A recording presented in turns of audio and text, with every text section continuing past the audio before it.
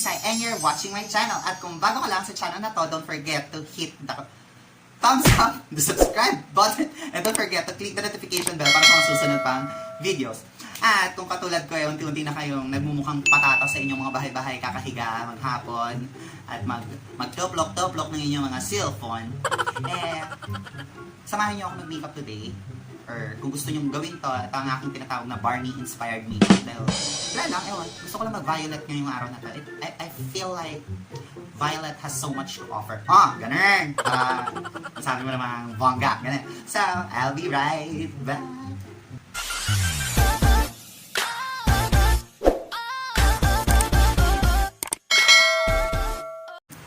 At yun na nga, nagbabalik ang inyong mother patatas. So, ang first natin gagawin as usual is mag-prime. Lagi tayong magpa-prime kasi para hindi na-damage yung skin natin at the same time para mas madaling kumapit yung makeup. At today, ang gagamitin natin foundation na yung aking Sensual Skin Enhancer by Kevin Okwan. Yun pa din. Kung ano man yung foundation na available kayo dyan, yun ang gamitin nyo. Kasi super tipid talaga yun. Kaya itong gusto ko. At takpan mo yung mga sumpa. Takpan mo yung mga sumpa na iniwan ng iyong ex. Boom! Ayan. Tanggalin natin ang bakas ng kahapon. Kala yung mga may hugot dyan sa buhay. And just blend it. So, gaganyan mo lang siya. I-blend mo lang si foundation. Tapos diretso ka na sa baking and kilay. At dahil siguro naman familiar kayo na hindi talaga ako sanay magkilay pag nagsasalita. So, babalikan ko kayo mamaya pag nakakilay na rin ako. And I'm planning to do something different on my eyebrows today. So, pumipiyok pa sa mata. So, babalikan ko kayo mamaya after nito. A few moments later. So, ayan. At tapos na akong magkilay at mag-set ng foundation. At kung mapapansin nyo, may kakaiba sa kilay ko ngayon. At naisipan kong magkilay ng purple. Sa kung ano mang pumasok sa kokote ko at nag-purple akong kilay, hindi ko rin sure. And I'm kinda loving it. Makdok lang. Well, anyways, next stop mo syempre mag-bake. Medyo umikot yung cam ko. I-bake mo lang yung under eyes mo. Lahat naman siguro tayo dito marunong mag-bake, no? I-bake mo para mamaya may hugis. Kailangan. Hooks on. And, ang next na natin ay mag-eyeshadow. So first, humanap ka ng pink sa iyong palette. As in pink. So, sa case ko, dahil wala naman akong pink sa palette ko, nakapag-decide ako ang gamitin ay blush. So, ang gagamitin kong blush ay Color Me in the shade of Blush. Well, anyways. So, mag-start ka lang dito. Stamp mo lang siya muna. Sa outer corner ng iyong mga mata.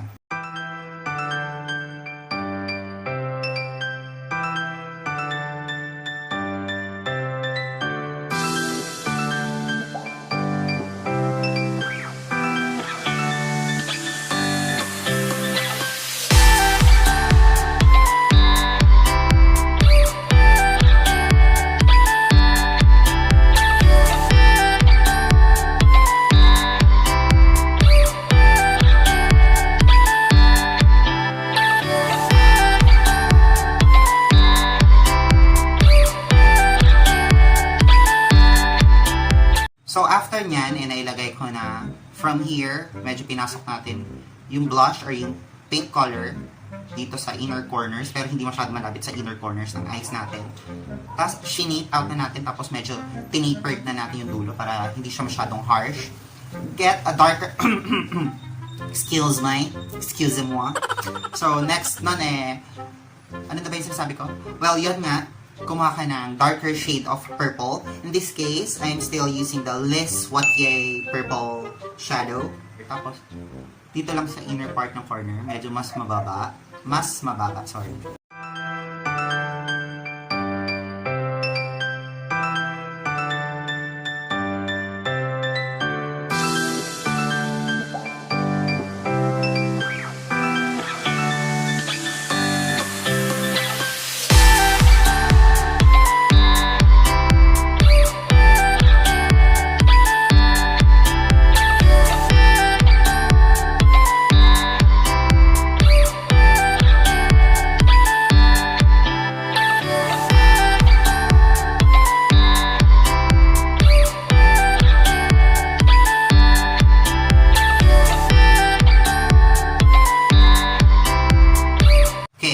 So, after yung mailagay yun dito, syempre gawin nyo naman sa kabilang mata, alangan naman isang mata lang yung naka-eyeshadow, di ba? Using a smaller brush, get something very much darker or much darker sa ginamit nyong purple. So, kung wala kayong much dark na purple, hanap kayo black. Dito lang sa pinakamababang part, nyo siya ilalagay. Stamp nyo lang at first. So, after stamping, use small circular motions just to blend the harsh lines out. Kabog. Kala mo. Para ma-mix nyo lang. And then, syempre, go tayo dito. Sa inner corners. Tapos, i-blend nyo lang. Pero wag nyo pa rin patatamaan yung gitna. Ha? Okay?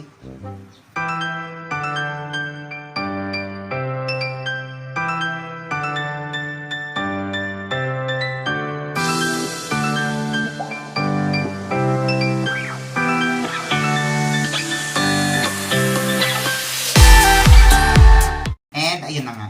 So, na-blend mo na siya. Kung black ang ginamit mo, edi maganda. Kung medyo darker purple, that's better. After nun, di ba, yung part na to, hindi natin nalagyan.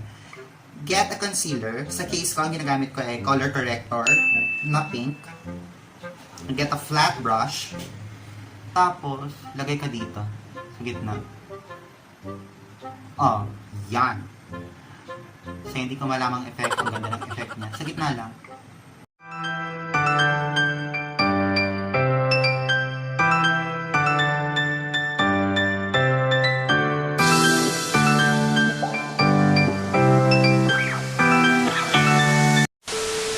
So, after mo mailagay, basta i-stamp mo lang siya dyan, basta ilagay mo lang siya kahit na hindi maayos. And using the same shade na ginamit mo na unang-una, which is sa case ko, itong Color Meets Blush, yun ang gagamitin mong pang blend out sa gilid. Just don't set it yet.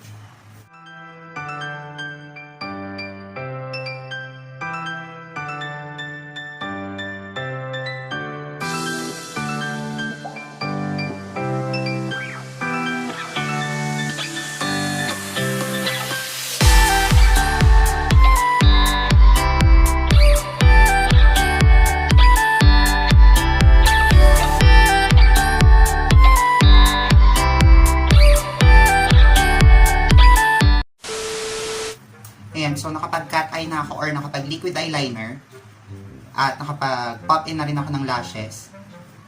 So, ang next step natin ay get the pink tone or yung pink na ginamit nyo kanina sa ibabaw and ilagay lang natin siya dito sa ating lower lash line. Hindi mo na siya kailangan i-connect dun sa ginawa mo kanina. Basta buuin mo lang siya dyan sa ilalams.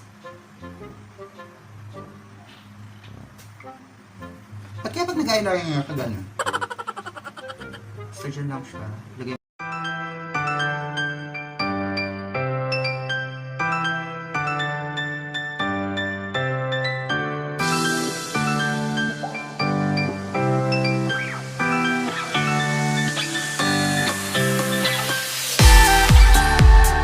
After mong mailagay yung pink tone dito sa yung lower lash line, tapos mag-eyeliner ka. Brown eyeliner lang or dark brown or black. Whatever you chose, whatever you felt like. Lagyan mo lang siya dito sa loob. Sulatan mo lang yung mata mo.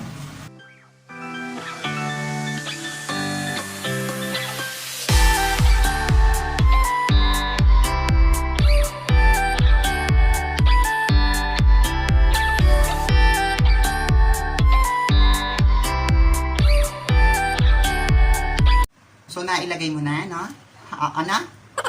Ang next na natin ay, syempre, mag-contour tayo. And I'm using MAC Maipua.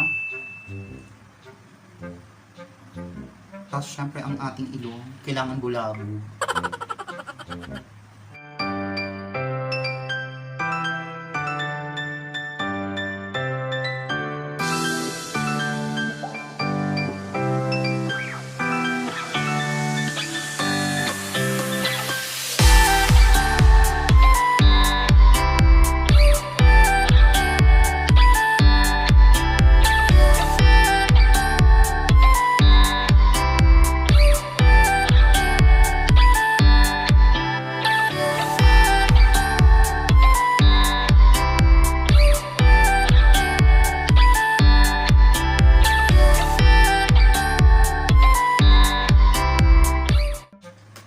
your blush, mag-blush ka na. Siyempre, gagamitin nating blush ay yung blush din na ginamit natin sa mata. Wala lang, trip ko lang siya gamitin ng ilang beses ngayon. And now, let's go for highlight. So, nasa sayo na kung anong color ng highlights ang gagamitin mo. Ako ang ginagamit ko ay eyeshadow lang.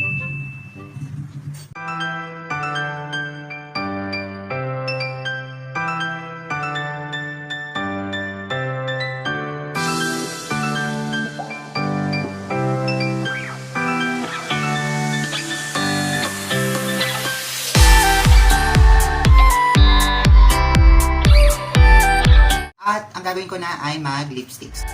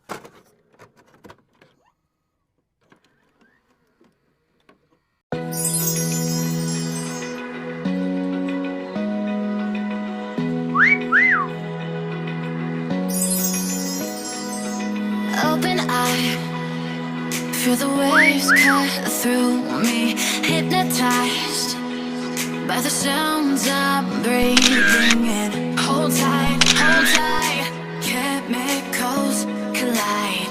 Hold tight, hold tight. So, ayun na nga. Tapos na ang ating look and I hope you guys find it cute or I hope you guys liked it.